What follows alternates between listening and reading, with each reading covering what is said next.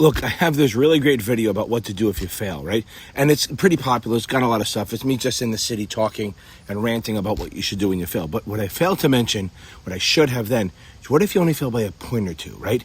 So if you fail by a lot, you know you got your ass kicked, right? You know that you need to study. You know that you need to kind of work on, like, you know the topics you have to work on because you go, oh my God, I don't know options. I don't know this. I don't know that. Any kind of test you're taking, if you get a 50 or 60, which sucks, okay? But you do know where you're weak. The problem with the 1% or the 2% or even the 3% miss is that you're like, oh, I got so close. And what happens is, instead of thinking forward, like with the 50, 60%, you're going to, okay, what do I need to fix? I'm going to go forward. I'm pissed. I'm really mad, but I know I missed. So I'm going to work on everything and try to build it up. The problem with the 1, 2, 3, 4% is that you're like, you're going to start thinking backwards about what you should have done instead of going forward. And it's kind of toxic in a way to think that way. So you don't want to think that way. You want to always think forward. So when you miss by 1 or 2%, think, oh yeah, that sucks. I almost got it. Maybe even go over in your head for maybe just the day it happens, think I should have done this, but then that's it. You got to get over it. Big boy, big girl pants. You got to get on this. Okay. So then you don't act like you missed by 3. Act like you missed by 33. So if you need a 70 or a 72 and you missed by 1 point, don't think, I just got to make up those points. I need you to say, I'm going to make up 28 points. You don't want 100, but you got to cover everything, right? So you have to go on everything. Maybe you just reread the book. If it's a licensing exam, the ones I teach, the 7, the SIE, the 63, 65, the 24s, you have a book. Read the book again. Act like you're brand new to studying.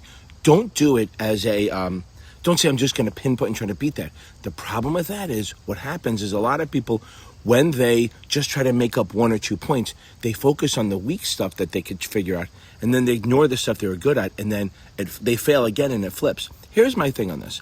From 0 to 60 on a test is one level of hardness. From 60 to 7 is another level. Like, it's almost as hard to go from a 60 to a 70 as from a 0 to 60 because it's just getting harder and harder. Getting a 68 to a 72 isn't just like, oh, I need 4 points. It's a grind. It's totally doable, 100%. You're right there. You know your stuff. But you need to study harder, not less, okay? And I don't mean, let's say not harder like longer hours, better. Focus on adding knowledge instead of memorizing questions. And that's another thing. A lot of people say, oh, just take a lot of questions.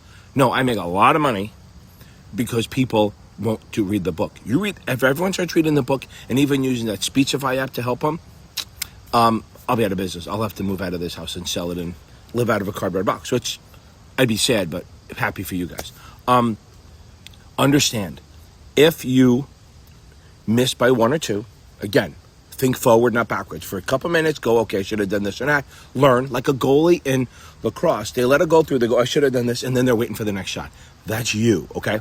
Don't think I just need 1.6. I'm saying it over and over again, but do not think I just need to make up a little. I don't need to tweak. You need to redo what you're doing. If you change the way you're studying, maybe to a different vendor, maybe buy another QBank from a different place to try to go. But the first 2 weeks still has to be reading. So you have 30 days. It sucks. 30 days is a long time and a short time. It's a short time to be in pain. That's why you ever hear me say it's a 30-day problem in a 20-year career. It's not that big a deal, okay? Yes, you're going to get disappointed, but once you pass, nobody cares. Really? This is a business on our finance world with the licensing exams. You may fail, and then you pass it the second time. And once you pass, nobody gives a shit. They go, oh, you got through it, fine, you're in. But again, focus on adding knowledge for the first 2 weeks. So again, 30 days is a short time to be in pain, but it's a long time to study. 2 hours a day, max. Don't go more than that. Don't ruin your life still. Again, this is if you miss by 1 or 2. The other, it's kind of the same idea with if you miss by a lot. But I need to say that because if you miss by 1 or 2, you're thinking, I just got to tweak it. And do not do that. Please try to beat the whole thing. Try to increase everything by 10%. If you beat everything by 10%, you got this, okay? So be confident. The 1 or 2% is great. That means you know your shit, but don't act like it. Please be humble and go, I don't have this yet. I need to improve by 15% across the board. Or just think, I missed 30% of the test, and that sucks. Well, I need to improve everything. Look, I have confidence you're going to do it. I have no doubt you're going to pull this off. If you have any questions and you don't want to pay for my ridiculously expensive tutoring, I do a free Q&A every Tuesday and Thursday night, 8:30 p.m. Eastern, on the two of you. It's free. You don't even have to be a subscriber. You can go on. You can't ask questions, but you have to be a subscriber, which is free.